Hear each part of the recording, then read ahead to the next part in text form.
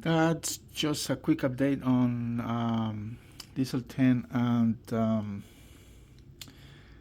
Daisy. But here I want to show you again this. I put some buffers front and the back, and there was a previous design that did not like it at all, and it wasn't good at all anyways. So what I did is I just make a hole through it, so it is easy. Now the thing is, it is no problem actually. It's just see one hand. You need to just try. I can do it with one hand, but here it is, the piece. Now the thing is that I'm trying to 3D print color it, the whole thing color, not just plain like this one. You know, it's a single color. I mean, I'm talking about these things. Ooh, models are okay. That one over there is beautiful.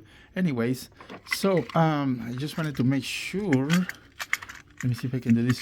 One single hand. Yeah, there you go. Okay, I think I put it too close to the camera. There. Testing, I wanted to make sure we have clearance for the slope tracks. There's no problem at all. And so far, that's what we got. Now I need to just put the face. That was kind of prototype, and this is actually the final model. I need to find another shade.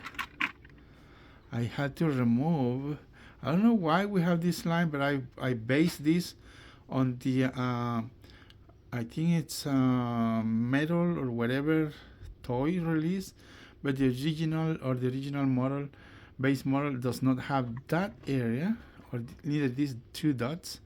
So it's just plain right here. So I get rid of that thing, and we are ready to start assembling those parts.